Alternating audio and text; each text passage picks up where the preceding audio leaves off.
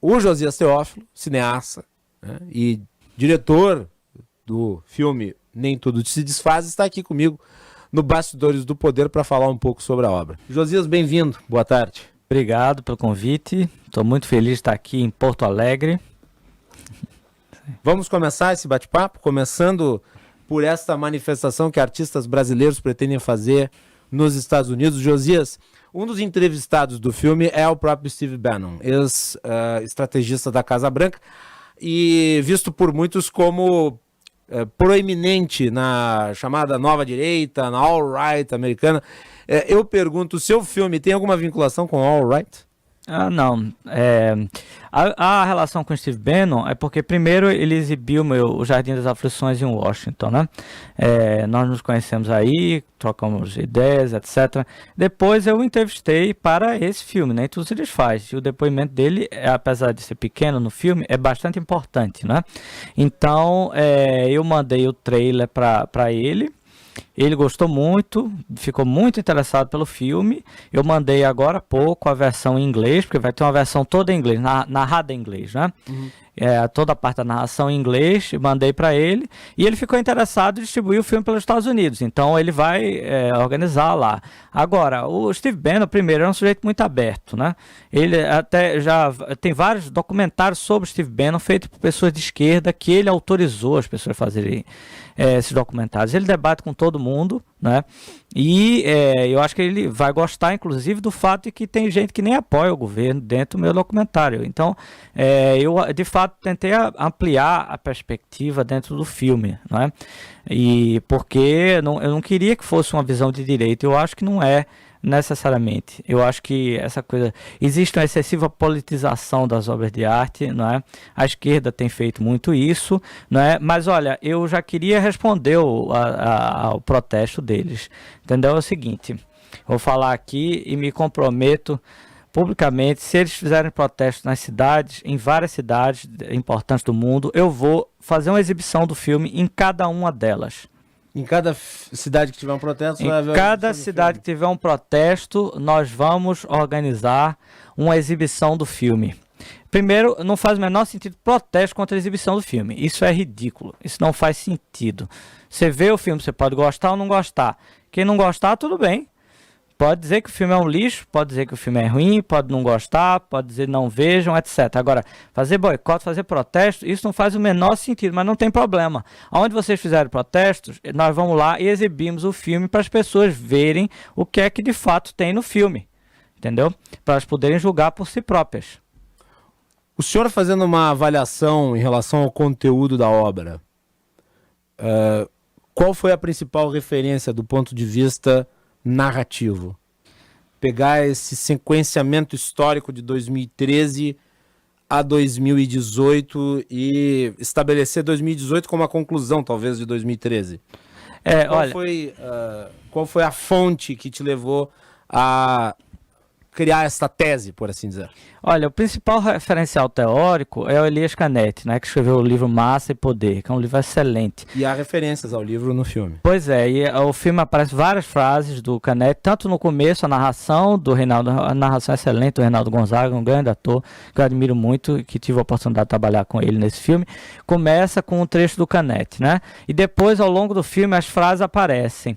Agora, o Canetti não existia ainda as massas digitais na época dele, e as massas digitais são importantíssimas. E quem dá esse instrumental teórico é o João César de Castro Rocha, que é um intelectual que eu aprecio muito, um sujeito excelente e que eu conheço já há bom tempo lá das palestras que ele dava sobre René Girard na Realizações.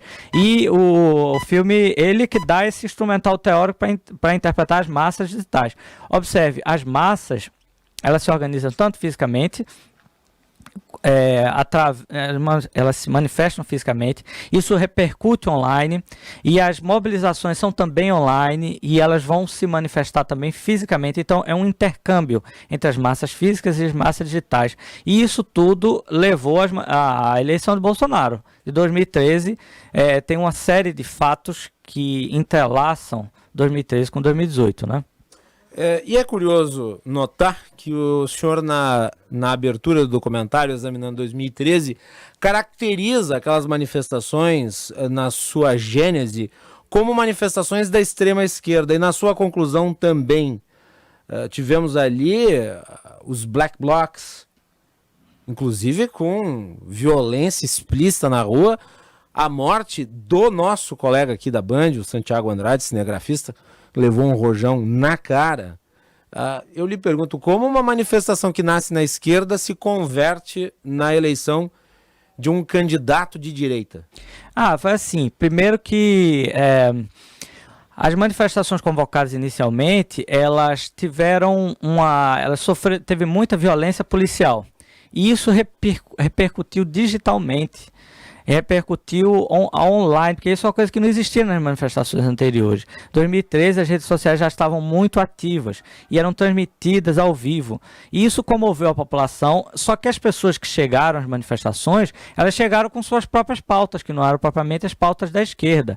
Por exemplo, contra a corrupção, a partidária, era manifestação apartidária, começaram a rasgar as bandeiras dos partidos.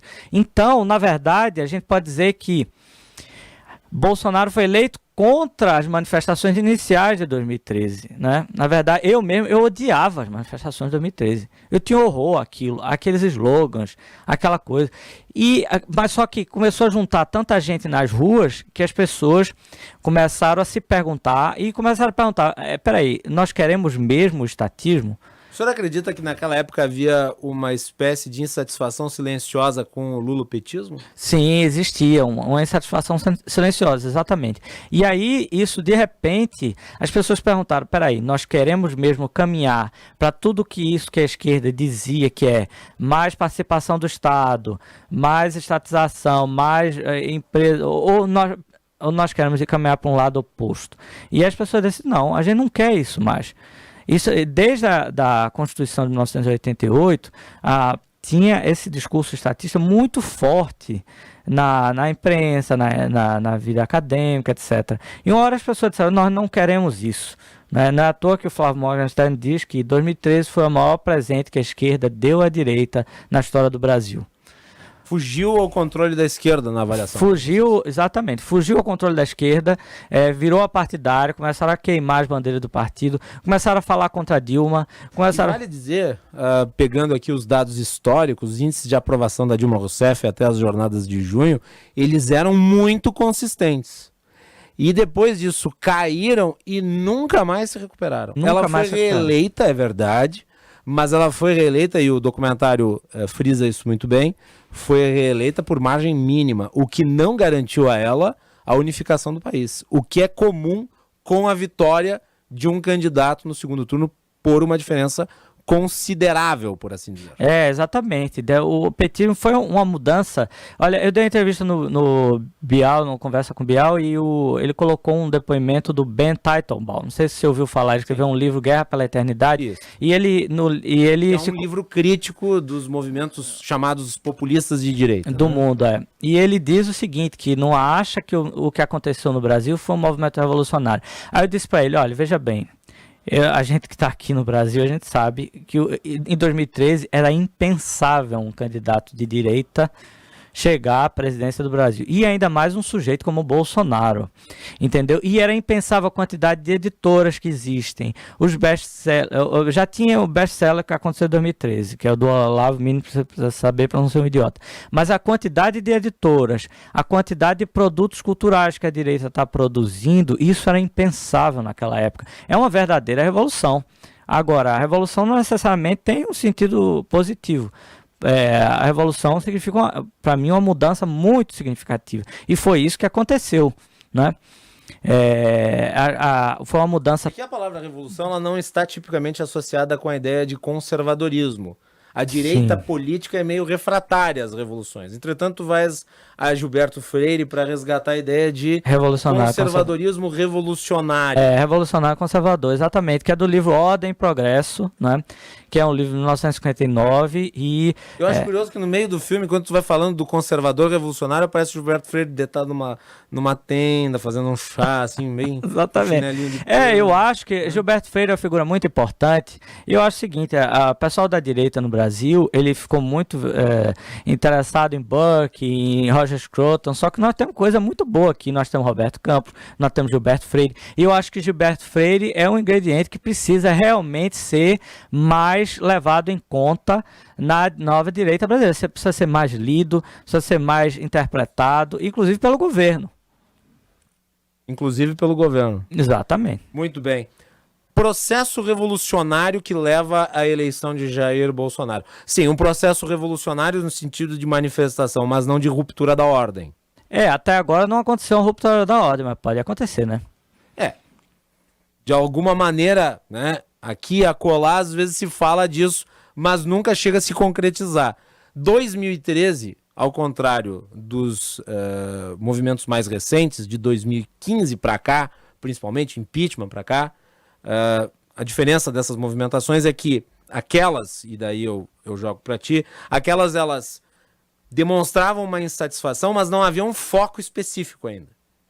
E elas, na época, foram violentas. Muita quebração, muita destruição de patrimônio público e privado, ao passo que as manifestações recentes não. Eu lhe pergunto se o senhor, através disso, observa diferenças, inclusive, de pautas, objetivos, ações, condutas.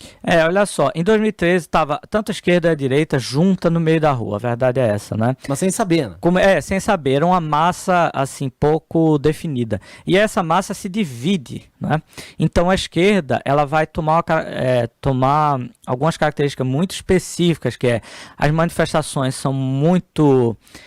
são mais noturnas, são mais violentas, tem quebra-pau, tem incêndio, e eles usam muito bem essas imagens, então eles vão lá e fotografam. A direita não tem fotógrafos profissionais, ou muito poucos, não tem um trabalho de captação de imagem profissional, mas tem uma característica que é a da viralização. Então os vídeos amadores, vídeo selfie, coisas assim simplórias viralizam de uma forma muito espontânea, muito rápida. Então, aquilo de 2013 se dividiu. Então, as características, se você for ver, elas das manifestações pelo impeachment, pela prisão de Lula, pela eleição de Bolsonaro e até agora o 7 de setembro tem uma continuidade. Então, o verde e amarelo, assim, mas muito fortemente usado indo do Brasil, e até as pessoas rezando no meio da rua. E também aí entra uma questão que é muito importante, que é a questão da religiosidade, né? A religiosidade é importantíssima, porque os evangélicos e os católicos se uniram pela eleição de Bolsonaro, né? Contra a esquerda. E eu tenho visto, inclusive, gente espíritas, gente até esotéricos, gente que a princípio não agregava com essas pessoas, estão agregando porque a esquerda tem se radicalizado tanto. Agora, Josias, é importante dizer que, sim, os movimentos, principalmente evangélicos, se juntaram a Bolsonaro, inclusive tem imagem do Bolsonaro discursando, né, na Marcha para Jesus, outros eventos, e antes disso, e daí é necessário dizer, os evangélicos estavam com a esquerda. Maciçamente. Exatamente. Isso é muito importante entender. Por exemplo, o Crivella foi ministro da Dilma Rousseff. Exatamente. Ministro da Pesca. O próprio tão criticado pastor Malafaia, entusiasmado apoiador do Lidmerg Farias, chamava de meu garoto. E assim nós poderíamos citar outros tantos. Todos esses grupos neopentecostais da igreja evangélica, eles estavam juntos à esquerda, né? Tinha emissora de televisão, emissora de rádio que, né, à época, fazia um discurso pró-governo com o Lula no auge. Isso mudou muito. A que tu acha que isso se deve? Então, aí também, 2013 entra aí também. Observe, se fala muito de junho de 2013, que é o chamado mês que não acabou, né? E não acabou mesmo. Mas alguém poderia fazer um filme chamado Maio, o mês que não acabou, que vem das manifestações a favor de Marco Feliciano como presidente da Comissão de Direitos Humanos. E observe, Marco Feliciano chegou, como você bem falou aqui, ele chegou à Comissão de Direitos Humanos porque ele apoiava Dilma. Ele era da base do governo. Sim. Na segunda eleição de Dilma, os evangélicos eles conseguiram da Dilma o compromisso de que ela não ia defender o aborto, né? E aí eles a apoiaram e ela conseguiu se eleger a partir disso. Só que aí, com essa história da Comissão de Direitos Humanos, que aí teve uma ruptura entre a base da esquerda revolucionária e o petismo, porque eles começaram a bater muito no Marco Feliciano e virou um escândalo aquilo, e aí é o grande momento decisivo em que Marco Feliciano, que contra isso o Felipe Martins no filme, Marco Feliciano diz para Bolsonaro, olha, Bolsonaro diz para Marco Feliciano, eu vou pra guerra, eu vou meter a cara, eles vão bater em mim e você fica na comissão. E com isso ele se elegeu presidente da República. Eu acho que isso teve papel fundamental. Fundamental, porque aí ele criou o slogan dele, falando nessa marcha para Jesus, né, para um público imenso, e aí se agregou uma coisa que permanece até hoje, na minha opinião, que é essa união entre os católicos e evangélicos, os cristãos de uma forma geral, e agora cada vez mais, gente. Eu vejo, por exemplo, eu soube que os espíritas têm uma importância muito grande no movimento pró-vida, né? Não precisa nem dizer no segundo turno em quem o movimento pró-vida vai voltar. Os espíritas do movimento pró-vida vão votar no segundo turno, vão votar todos. Bolsonaro, porque Lula declarou recentemente, aborto é uma questão de direito da mulher, né? Muito bem, nós estamos conversando com Josias Teófilo, diretor do filme Nem Tudo Se Desfaz. Eu vou pedir para o Josias ficar mais um bloco, nós temos mais um tópico para tratar. Não sei como nós estamos de tempo aí, Eduardo. Nós temos mais convidados. Então vamos fazer o seguinte, vamos tocar e depois a gente faz o intervalo para fazer a transição. Nós estamos conversando com o Josias Teófilo, diretor do filme Nem Tudo Se Desfaz. Josias, falando sobre a tua perspectiva em relação ao filme. O filme começa em 2013 e termina em 2018. O filme termina em 2018, linkando com 2013 como o efeito, o resultado de um processo histórico de alguns anos. Aí eu lhe pergunto, por que tu não foi adiante? Por que tu não falou no seu filme? Por que tu não tratou do seu filme do efeito? O governo Bolsonaro na prática. Qual foi a razão da tua escolha cinematográfica, da tua escolha narrativa? Olha, Alberto Cavalcante, grande cineasta brasileiro, dizia, você pode escrever um texto sobre os Correios, mas deve fazer um filme sobre uma carta. Então é preciso ter um recorte dentro de um filme. Quanto melhor, mais fechado o recorte, melhor. Esse filme já é bastante amplo. Então, se eu fosse falar da atualidade, assim, era impensável. 1 hora e 45 minutos era impensável. Então, precisava ter esse recorte 2013, 2018. Quem quiser se aventurar a analisar esse governo fazendo um filme, que vá, porque, olha... Não tem interesse em fazer uma sequência? Não tem, porque virou uma coisa tão complexa que a gente não sabe. É preciso que isso se desenrole algum final específico, né? E para que alguém consiga elaborar isso. É uma coisa extremamente complexa falar da política do momento, né? Eu pretendo parar aí em filmes sobre política, porque você se envolve em muita confusão, é uma coisa muito desgastante, entendeu? Desgastante para mim, para produtora do meu filme. Nossa, é assim, uma coisa realmente séria. E agora eu pretendo fazer filme de ficção também, etc. Sair um pouco do mundo da política, por assim dizer. Exatamente. Se bem que o Jardim das Aflições não é um filme político, é um filme filosófico, né? Mas teve efeitos políticos, porque a repercussão do filme foi... Porque trata de um personagem que tem importância na questão política. Exatamente, pois é. Agora deixa eu continuar nessa linha aqui. Se Josias Teófilo fizesse um argumento para um próximo filme, para uma sequência, ele diria que o presidente Jair Bolsonaro no poder cumpriu a expectativa desse movimento revolucionário conservador que é narrado no filme, ou ele traiu esse movimento? Olha, eu diria o seguinte, que a expressiva manifestação do dia 7 de setembro mostra que ele ainda tem muito apoio popular. Significa que uma parte importante daquelas pessoas que se manifestaram ainda está com ele. Agora, tem uma parcela que de fato caiu fora, né? E principalmente o pessoal mais liberal e tal. E o que eu acho até natural, porque o desgaste natural do poder, tem um elemento de desgaste natural do poder, né?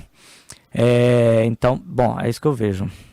E com relação à conduta, porque isso eu sei que vai sair um pouco da ideia do documentário, do ponto de vista da narrativa, mas tem a ver com um ponto que eu achei muito importante que foi abordado na obra, que é o seguinte: A narrativa do documentário estabelece que existem diversos tipos de conservadorismo que aqui com o Bolsonaro se uniram. Conservadorismo estatista, se faz referência a ele, representado pelo vice-presidente Hamilton Mourão, dos militares, positivistas, presença de um Estado desenvolvimentista. E o conservadorismo cultural, que talvez estivesse de alguma maneira simbolizado pela obra, pelos escritos, né, pelas aulas do Olavo de Carvalho e seus alunos, que representavam um fundo teórico, a base intelectual do movimento político que surgia a partir dali.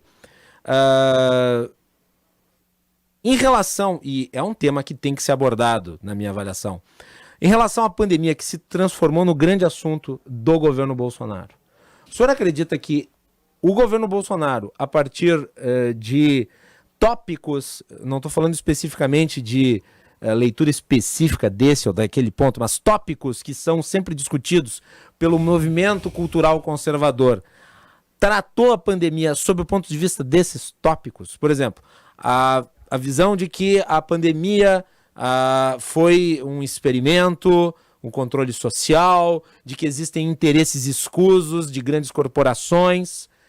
Eu não estou demonizando a utilização dessas palavras. Eu estou perguntando, do ponto de vista da narrativa que tu estabelece no filme, o governo Bolsonaro fez cumprir na pandemia essa agenda cultural conservadora? Olha, eu posso falar o que eu vejo, o que eu acho. Eu não sou cientista político, mas a questão é a seguinte: existiam 4 grupos principais, né, que compuseram o governo em 2018, que é lavajatistas, liberais, representados pelo Paulo Guedes, lavajatistas representados por Moro, olavistas e militares. Isso, né? Perfeito. Então são 4.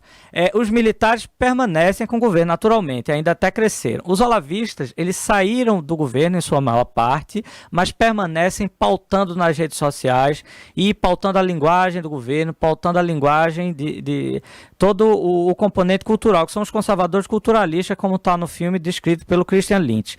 E vem os lavajatistas e os liberais. Eu acho que os liberais se dividiram. Tem liberais que ainda apoiam, apesar de serem, eu acho que uma minoria, né, com Paulo Guedes, e existem liberais que estão contra. Os lavajatistas caíram fora de vez, porque eu acho que começou uma compreensão de que o lavajatismo é o seu... ela serve a si própria, é um próprio movimento revolucionário, né? O lavajatismo é uma revolução por si só, ela não faz parte dessa revolução. Isso é uma coisa posterior a 2018, né? E uma coisa que alguém precisaria escrever num filme ou num livro que precisa ser para compreender o que está acontecendo agora, não é? Então, a situação agora é essa. Mas tem um detalhe também, veja bem. Num eventual segundo turno, eu acho que Bolsonaro teria grande perigo de perder para uma nova figura, por exemplo, como foi nos Estados Unidos, né? As pessoas pensaram assim: olha, esse Trump, ele está dando muita confusão, não sei exatamente o que, mas as pessoas comuns pensam assim. Mas esse Biden, ele é novidade, então vamos dar uma chance a ele. Agora, se fosse a Hillary contra Trump de novo, Trump ganharia.